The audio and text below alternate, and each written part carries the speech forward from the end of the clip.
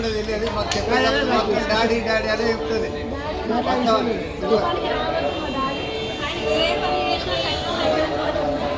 నాకు ఇచ్చింది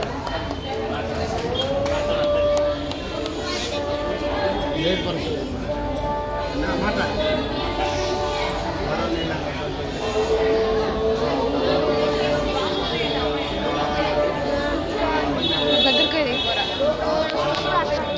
పాఠశాలకు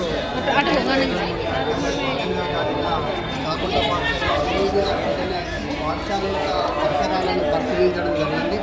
వచ్చిన రోజే సార్కు వస్తున్నాడని తెలిసి మేము ఉన్నటువంటి స్టాఫ్ నాకు గత పరిచయంతో సార్కు ఒక మంచి అద్భుతమైనటువంటి సన్మానము మన ప్రాథమిక పాఠశాలలో ఉన్నటువంటి వేప చెట్టు నీడలో జరిగింది. ఆ తర్వాత సారు దేవూరి కరుణాకర్ సార్ను నన్ను కూర్చోబెట్టుకొని ఒక ప్లాన్ ప్రిపేర్ చేయడం జరిగింది. ఎక్కడ స్టేజ్ రావాలా, ఎక్కడ సరస్వతి విగ్రహం ఉండాలి, ఎక్కడ బుద్ధ విగ్రహం ఉండాలా, అదేవిధంగా ఒక పురాతనమైనటువంటి మన పాతబడిని 2023 మేలో పూట దాన్ని డిస్మెటల్ చేయడానికి జడ్పీ వాళ్ళు ఆర్డర్ ఇవ్వడం జరిగింది.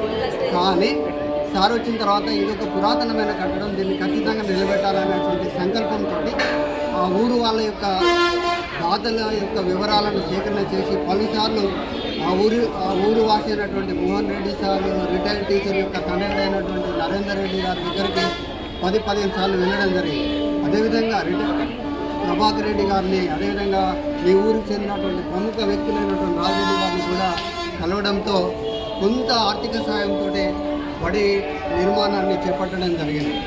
ఆ క్రమంలో కూడా మెల్లమెల్లగా ఫస్ట్ రాగానే సున్నాలు వేపించేసి వల్లవే అది నిజంగా మన రాజోజీ నాగభూషణం గారు చెప్పినట్టుగా ఆ పాత పురాతన కట్టడం ఒక గబ్బిలాల నిలయంగా అక్కడికి పోలేనటువంటి పరిస్థితిలో ఉండే అలాంటి నిలయాన్ని దానిలో ఉపాధ్యాయులను